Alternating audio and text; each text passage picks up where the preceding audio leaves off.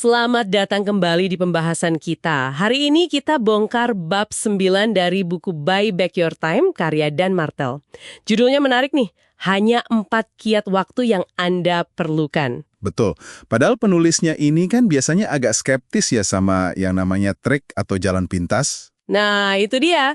Tapi katanya 4 kiat ini tuh beneran fundamental. Bukan sekedar tips receh gitu ya. Iya, persis. Ini lebih ke perubahan cara kerja yang dampaknya signifikan buat para pemimpin, para entrepreneur. Jadi misi kita sekarang ya, membedah keempatnya ini. Kita lihat gimana cara kerjanya, kenapa ini penting buat Anda. Oke, siap. Langsung aja ke kiat pertama. Namanya aja udah unik. Pil ajaib $50.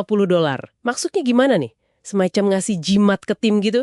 Hahaha, bukan jimat sih. Tapi ya semacam ngasih mereka kekuatan.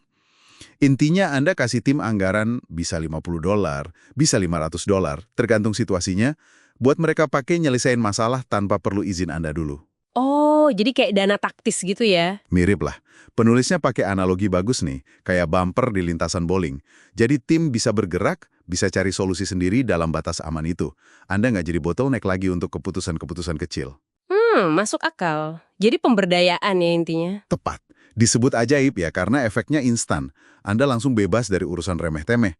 Dan tim jadi merasa lebih punya tanggung jawab. Contohnya gampang ya, kayak asisten bisa langsung pesan ulang kertas printer yang habis, atau benerin gagang pintu yang rusak gitu.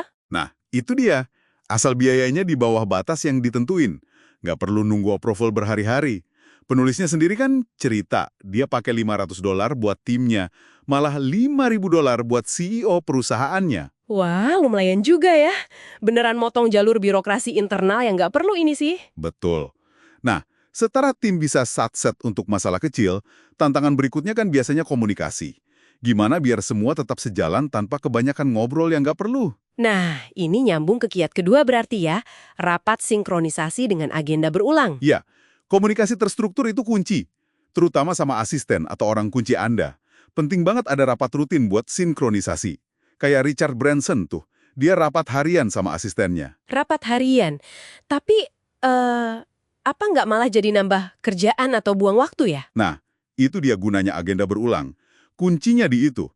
Biar rapatnya fokus dan efisien, nggak ngalor ngidul. Oke. Agendanya gimana tuh biar efektif? Buku ini nyaranin ada sekitar 6 poin inti. Jadi isinya tuh kayak, satu, prioritas utama hari ini apa aja. Yang kedua, cek kalender bareng, ada jadwal apa aja minggu ini. Yang ketiga, ada urusan logistik atau perjalanan nggak? Yang keempat, ada tugas apa nih yang perlu Anda kerjain dari hasil rapat kemarin? Yang kelima, update progres proyek atau ada feedback apa? Terus yang terakhir, ada email penting yang perlu Anda lihat nggak? Gitu kira-kira. Cukup komprehensif ya. Jadi semua kepegang dalam satu waktu singkat. Betul. Jadi nggak ada lagi tuh pertanyaan susulan. Kemarin jadi gimana ya? Atau ini udah dikerjain belum? Hemat waktu bolak-balik. Sip. Nah, masalah berikutnya nih yang sering kejadian. Udah didelegasiin, komunikasi udah lancar, tapi kok rasanya, kok ngerjainnya nggak bener ya? Atau hasilnya nggak sesuai harapan. Sering kan gitu? Hahaha, sering banget itu. Makanya ada kiat ketiga, Definition of Done atau DOD, definisi selesai. DOD ya? Maksudnya gimana tuh? Kita harus jelasin sampai detail banget gitu. Intinya sih mendefinisikan ekspektasi hasil akhir itu kayak apa, biar dibilang selesai atau beres. Untuk tugas simpel ya mungkin gampang. Papan tulis udah nempel di dinding, ada 4 spidol warna sama penghapus. Gitu aja cukup. Oke, kalau tugasnya lebih rumit gimana? Nah, kalau lebih kompleks, DOD-nya perlu mencakup 3 hal. Faktanya gimana? Misalnya metriknya tercapai nggak? Perasaannya gimana? Anda sebagai yang ngerjain, yakin nggak hasilnya akurat? Sama fungsinya. Setelah tugas ini selesai, orang lain bisa langsung ngapain pakai hasil ini? Contohnya dong, biar lebih kebayang. Dan tim finance bisa langsung pakai angka ini buat presentasi ke investor besok. Fungsi. Wah, jelas banget jadinya ya. Jadi nggak ada asumsi lagi. Terus penting juga ya ngebangun budaya tim biar berani nanya, Pak Bu, DOD-nya apa ya kalau instruksinya kurang jelas? Nah, itu kunci. Justru bagus kalau mereka nanya. Hemat waktu revisi kan? Betul. Oke, lanjut kiat terakhir, kiat keempat. Aturan 131. Ini dari orang lain ya, Brad Pedersen. Ya, penulisnya mengadopsi ini. Konsepnya gini, kalau ada anggota tim datang ke Anda bawa masalah, dia nggak boleh cuma ngeluh aja. Terus gimana? Dia harus siap dengan 3 hal. 1, definisi masalah yang jelas banget. 2, 3 kemungkinan solusi yang udah dia pikirin, plus minusnya apa. Dan 3, 1 rekomendasi solusi mana yang menurut dia paling oke dan kenapa. Wah, keren ini.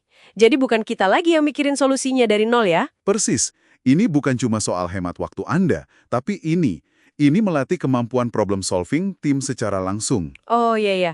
Jadi mereka belajar mikir kritis, analisa opsi, terus ambil keputusan. Betul. Tanggung jawab buat nemuin jawaban itu jadi bergeser ke mereka. Anda jadi lebih kayak sparring partner atau coach, bukan satu-satunya sumber jawaban. Ini pengembangan tim banget sih. Kalau dipikir-pikir, keempat kiat ini nyambung semua ya. Pil ajaib $50, rapat sinkronisasi, DOD, sama aturan 131 ini. Ada benah merahnya ya. Iya, kayaknya intinya sama. Kita sebagai pemimpin perlu rela gitu ya buat minggirin ego sedikit. Ego buat jadi pahlawan tunggal, ego buat ngontrol semua detil. Tepat sekali. Itu intinya. Melepas ego, bahwa kita harus jadi satu-satunya pemecah masalah atau orang yang paling tahu segalanya. Justru dengan ngelepasin ego itu, kita buka pintu buat banyak hal positif. Apa aja tuh? Ya, tim jadi lagi berdaya, empowerment, ide-ide baru bisa muncul dari mana aja, rasa kepemilikan terhadap solusi jadi tersebar, dan ujung-ujungnya, ya produktivitas seluruh organisasi jadi lebih efektif. Oke, jadi kita rangkum sedikit ya. 4 kiat waktu yang katanya fundamental ini. Pil ajaib $50 buat delegasi cepat hal kecil, rapat sinkronisasi beragenda biar komunikasi efektif, definition of done biar ekspektasi hasil jelas, sama aturan 131 buat melatih tim jadi problem solver mandiri. Mana yang paling klik atau paling bikin Anda mikir, wah, ini kayaknya gua banget nih masalahnya. Iya, atau mana yang rasanya paling mungkin Anda coba terapkan duluan, mungkin minggu ini juga buat mulai beli kembali waktu Anda yang berharga itu. Dan ini mungkin bawa kita ke refleksi yang lebih dalam lagi ya. Gimana tuh? Jangan-jangan, kunci sebenarnya buat kita bisa bangun sesuatu yang lebih besar, buat ngelepasin potensi penuh tim kita, itu justru dimulai dari kerelaan kita buat ngelepasin kontrol dan ego di hal-hal kecil sehari-hari. Sesuatu buat direnungkan mungkin ya. Menarik banget. Oke deh, sampai di sini dulu pembahasan kita kali ini. Sampai jumpa di pembahasan berikutnya.